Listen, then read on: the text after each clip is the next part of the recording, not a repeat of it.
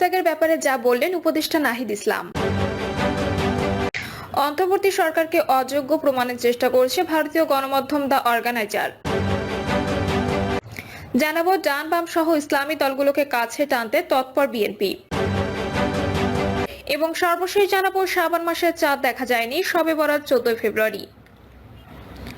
শুনছিলেন সংবাদ শিরোনাম, এবারে বিস্তারিত। পদত্যাগের ব্যাপারে যা বললেন উপদেষ্টা নাহিদ ইসলাম।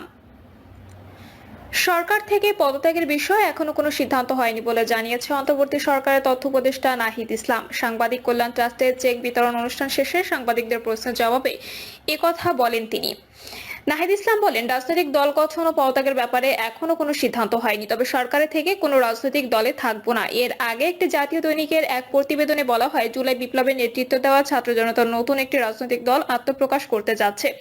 দল ঘোষণার আগে আগামী 15 ফেব্রুয়ারির মধ্যে সরকার থেকে পদত্যাগ করতে যাচ্ছেন তথ্য উপদেষ্টা নাহিদ ইসলাম। ক্রীড়া উপদেষ্টা আসিফ মাহমুদ আগামী জুন মাসে পদত্যাগ করতে পারেন। সরকারের আরেক উপদেষ্টা মাহফুজ আলম এ বিষয়ে জানতে চাইলে তথ্য উপদেষ্টা বলেন, প্রতিবেদনটি আমার নজরে এসেছে, সামাজিক যোগাযোগ মাধ্যমে দেখেছি, পত্রিকা আসলে কোন উৎস থেকে এটা করেছে সেটা পরিষ্কার করেনি। এ ধরনের সিদ্ধান্ত এখনো হয়নি, যদি হয় তাহলে আমরা নিজেরাই বলবো। রাজনৈতিক দলে অংশগ্রহণের পরিস্থিতি হলে আমরা সরকার ছাড়াও সিদ্ধান্ত নিলে সেটা আনুষ্ঠানিকভাবেই বলবো। রাজনৈতিক দলে অংশগ্রহণ করবেন কিনা সাংবাদিকদের এমন প্রশ্নের জবাবে তিনি বলেন, রাজনৈতিক দলে অংশগ্রহণ করার মতো পরিস্থিতি হলে, সরকার ছাড়া সিদ্ধান্ত হলে আমরা আনুষ্ঠানিকভাবে বলবো। এমন কোনো সিদ্ধান্ত আমার জায়গা থেকে কিংবা ক্রীড়া উপদেষ্টা আসিফ মাহমুদের জায়গা থেকে এখনো হয়নি। রাজনৈতিক দল গঠনের কোনো পরিকল্পনা আছে কিনা এমন প্রশ্নে নাহিদ বলেন, এখন আমরা এটা নিয়ে ভাবি নাই, আমরা তো সরকারে আছি, সরকারের কার্যক্রমে অংশগ্রহণ করছি। অন্তর্বর্তী সরকারকে অযোগ্য প্রমাণের চেষ্টা করছে ভারতীয় গণমাধ্যম দ্য অর্গানাইজার।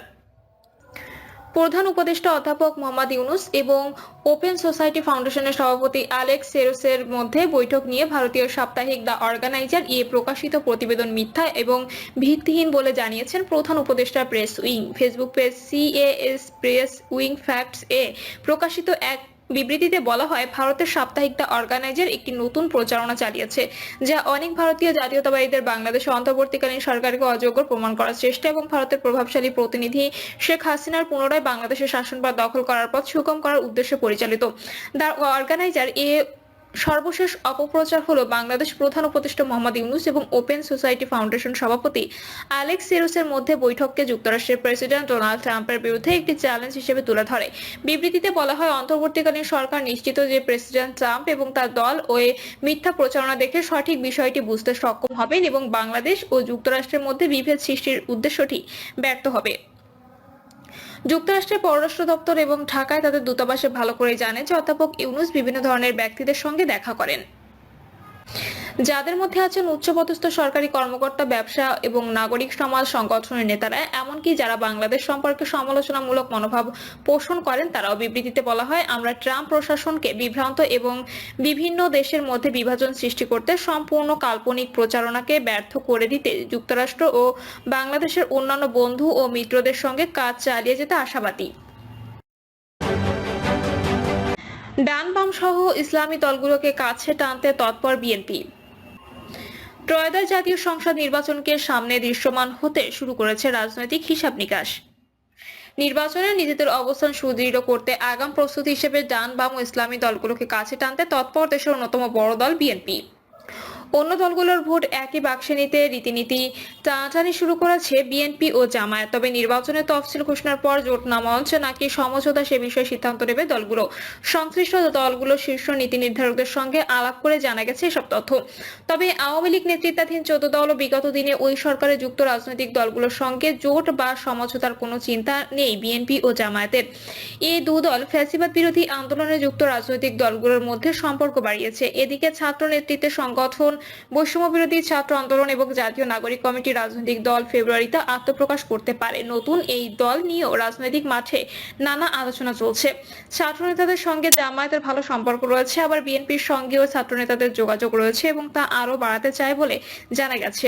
বিএনপি ও জামায়াতের একাধিক নেতা জানান, আগামী নির্বাচনে জোট গঠন নিয়েও তারা বিভিন্ন দলের সঙ্গে আলোচনা চালিয়ে যাচ্ছেন। জোট বা মঞ্চ যে নামেই তা গঠন হতে পারে, সেক্ষেত্রে জামায়াত চেষ্টা করছে একটি আসলে ইসলামী দলগুলোর একজন প্রার্থী হিসেবে। আবার বিএনপি তৎপরতা আছে 2018 সাল স্টাইলে মিত্রদের ধানের শীষ প্রতীক দিয়ে ভোটে অংশ নেওয়া অর্থাৎ দুদল ভোটের মাঠে এক বাক্স থাকার বিষয়ে বেশ তৎপর। তবে রাজনীতিতে শেষ বলে কিছু নেই জানিয়ে দলগুলোর নেতারা বলেন, এখন যে যার মতো তৎপরতা চালাচ্ছে। নির্বাচনের তফসিল ঘোষণা হলে অনেক চিত্রই পাল্টে যাবে। এমনও হতে পারে বিএনপি, জামায়াত, ছাত্রনেতাদের নতুন দল সহ মিত্ররা একসঙ্গে থাকবে। সবকিছু নির্ভর করবে আওয়ামী লীগের ভোটে আসা না আসার উপর।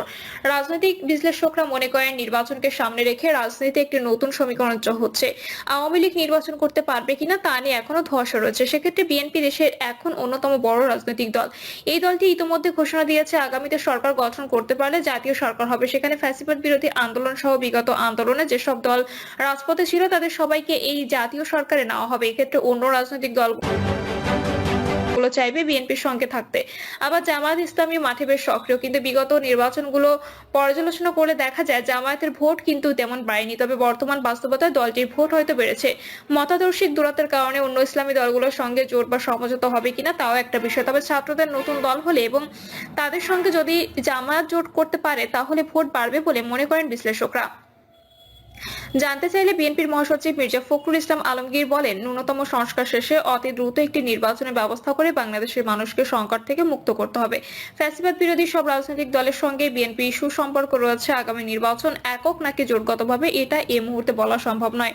নির্বাচন এলে রাজনৈতিক দলগুলোর মধ্যে আলোচনা হয়, তারপর সিদ্ধান্ত হয়। রাজনৈতিক বিশ্লেষক ও সিনিয়র সাংবাদিক মাসুদ কামাল বলেন, আমি মনে করি সামনে নির্বাচনকে ঘিরে দুই ধরনের মেরুকরণ থাকবে। একটি বিএনপি নেতৃত্বে মধ্যপন্থী যে রাজনৈতিক দলগুলো আছে আর অনেকটা ধর্মভিত্তিক দল নয়, সেগুলো একদিকে থাকবে। অপরদিকে ধর্মভিত্তিক দল যেগুলো আছে সেগুলো একদিকে হওয়ার চেষ্টা করবে।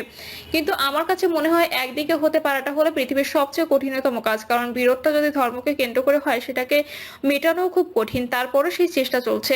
শেষ পর্যন্ত এমন কিছু হতে পারে, বিএনপির ইতোমধ্যে মিত্র অনেক দল আছে, সেসব দল মিলে জোট হতে পারে। আরেকটা জামায়াতে ইসলামী, বিভিন্ন ধর্মভিত্তিক দল এবং সামনে নতুন একটি দল মিলে আরেকটা মেরুতে থাকতে পারে। বিগত নির্বাচনে পরিসংখ্যানে ভোটের হিসাব বলছে, পঞ্চম জাতীয় সংসদ নির্বাচনে বিএনপির ভোটের হার ছিল 30.81, জামায়াতের 12.13%, জাকের পার্টির 1.22, বাংলাদেশ কমিউনিস্ট পার্টির 1.19, বাংলাদেশের কৃষক শ্রমিক আওয়ামী লীগের 1.81। ওই নির্বাচনে মোট 75টি দল অংশ নিল। ছোট দলগুলো 1%-এর নিচে ভোট পায়। সপ্তম জাতীয় সংসদ নির্বাচনে বিএনপির ভোটের হার ছিল 33.61, জামায়াতের 8.61%, ইসলামী ঐক্যজোট 1.09% ভোট পায়। এই নির্বাচনে মোট 81টি দল অংশ নিলেও ছোট সব দল 1%-এর নিচে ভোট পায়। অষ্টম জাতীয় সংসদ নির্বাচনে বিএনপির ভোটের হার ছিল 40.97, জামায়াতের 4.27%। এই নির্বাচনে ইসলামী